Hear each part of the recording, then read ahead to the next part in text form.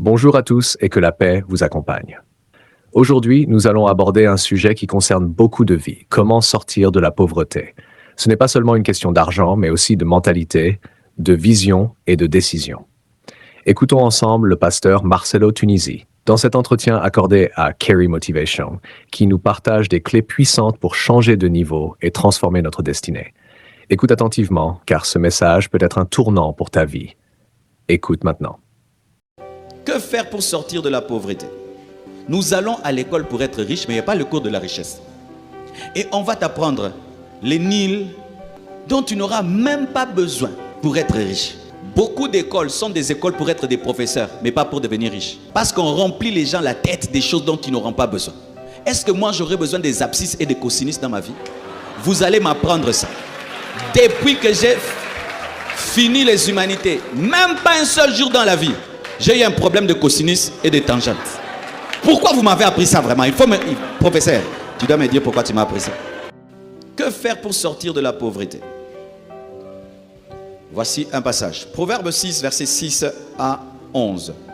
Va vers la fourmi paresseuse. Considère ses voies et deviens sage. Elle n'a ni chef, ni inspecteur, ni maître. Elle prépare en été sa nourriture. Elle amasse pendant la moisson de quoi manger. Paresseux, jusqu'à quand seras-tu couché?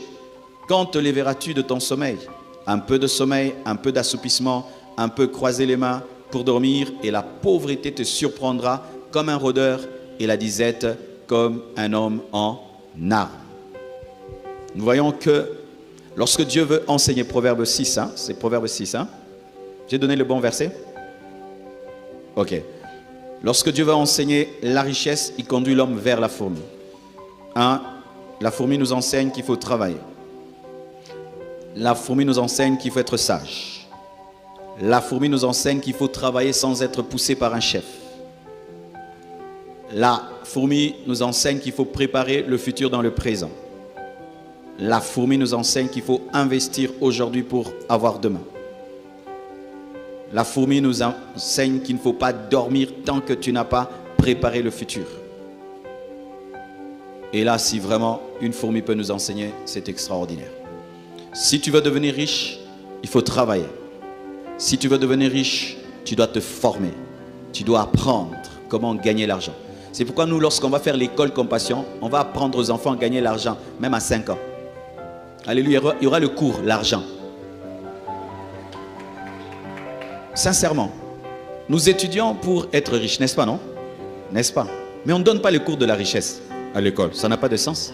Nous allons à l'école pour être riches, mais il n'y a pas le cours de la richesse. Et on va t'apprendre les Nils dont tu n'auras même pas besoin pour être riche. Beaucoup d'écoles sont des écoles pour être des professeurs, mais pas pour devenir riches. Parce qu'on remplit les gens la tête des choses dont ils n'auront pas besoin. Est-ce que moi j'aurais besoin des abscisses et des cosinus dans ma vie? Vous allez m'apprendre ça.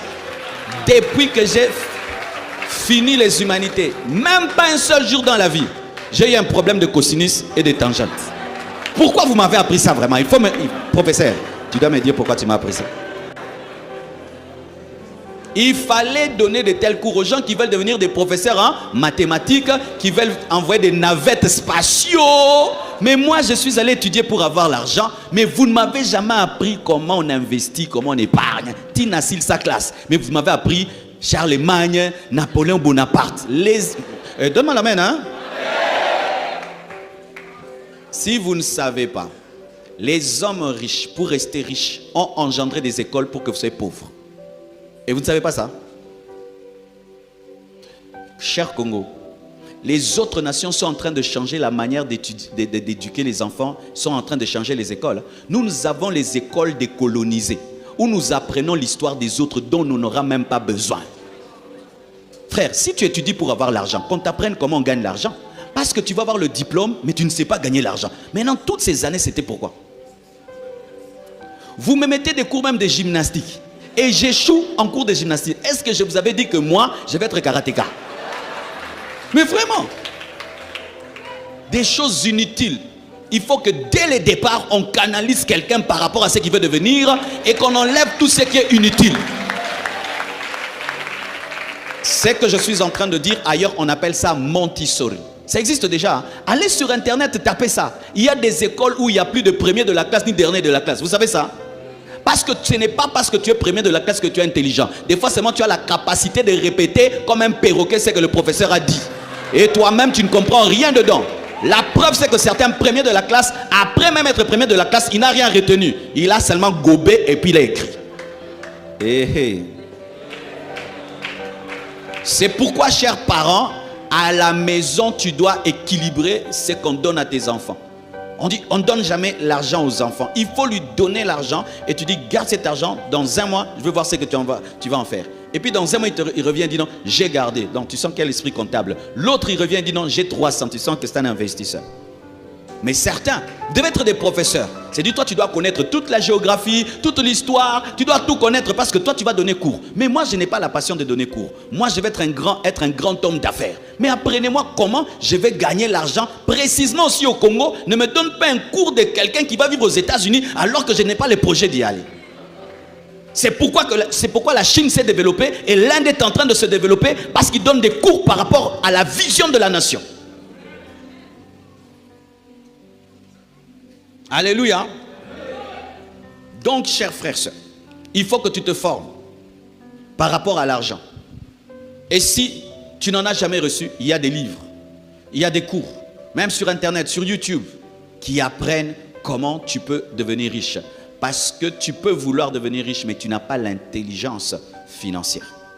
Te former, aussi patienter, persévérer, être excellent, être différent. Tu vends des beignets, moi aussi je vends les beignets. Mes beignets sont parfumés, j'aurai plus de clients que toi. Tu as un restaurant, j'ai un restaurant. Dans mon restaurant, quand on fait la commande, après 10 minutes, on est servi. Chez toi, après 1 heure, j'aurai plus de clients que toi. Tu viens dans mon restaurant, moi je salue mes clients, mais toi tu ne les salues pas, j'aurai plus d'argent que toi. Chez toi, il y a des mouches, chez moi, il n'y en a pas, j'aurai plus de clients que toi. L'excellence. Aussi, pour être riche, tu dois apprendre à donner. Alléluia. Apprendre à donner. Car l'argent, avant d'être un papier, est un esprit. Et si l'argent te domine, il ne viendra pas dans ta vie. Mais si tu domines l'argent, tu ordonneras l'argent, l'argent viendra. Aussi, tu dois faire une alliance avec Dieu. Seigneur, si tu fais de moi un homme riche, voici ce que je ferai pour toi. Il faudrait que Dieu trouve sa part dans ta richesse. Alléluia. Il faut que tu fasses une promesse. Seigneur, je te promets, je ferai ceci, je ferai cela. Je crois le pasteur Mohamed, nous a parlé d'un homme qui est arrivé jusqu'à donner à Dieu 90% de tout ce qu'il avait. Alléluia. Dieu doit avoir sa part dans ta richesse. Parce que Dieu ne peut pas t'enrichir pour t'enrichir. Tu dois être riche pour lui. Alléluia. Tu dois avoir une motivation pure pour être riche. Si tu veux être riche seulement pour Omel Sabatuma Inatonga, alors Omel Sabisote. Ah oui, ne deviens pas riche pour rendre les gens jaloux. Je vois beaucoup de gens aujourd'hui veulent devenir riches pour rendre les autres jaloux. Il achète une voiture, il met sur Instagram. Il construit une maison, il met sur Instagram. Il achète des chaussures, il met sur Instagram. Donc toi, tu deviens riche pour que les gens aient des cauchemars. Mais oui, pour rendre les gens jaloux. Pendant même que tu achètes la voiture, tu ne penses même pas au bonheur que tu auras. Tu penses à la jalousie que tu vas créer. Hé, na chicoté. Tu as une mauvaise motivation. Cherche à être riche pour devenir une source de bénédiction. Cherche à être riche pour soutenir l'œuvre de Dieu, pour aider les pauvres, pour servir à la gloire de Dieu. Qu'au travers de toi, qu'on sache qu'on peut devenir riche sans voler, ni toucher à la magie, ni à l'occultisme. Être une source de motivation et être un modèle pour des générations. Alléluia. Tu dois avoir une motivation pure lorsque tu veux être riche. Aussi, tu dois être un stratège. Tu dois être un stratège. Parce que c'est un monde de la concurrence. Si tu es dans les affaires, tu dois avoir de l'intelligence, tu dois avoir de la sagesse. Si ce message t'a parlé, souviens-toi de cette parole marquante de Carey Motivation. La pauvreté n'est pas une identité, c'est une saison. Et toute saison change quand tu décides de penser, croire et agir différemment. Ne laisse pas ta situation actuelle définir ton avenir. Ton élévation commence aujourd'hui.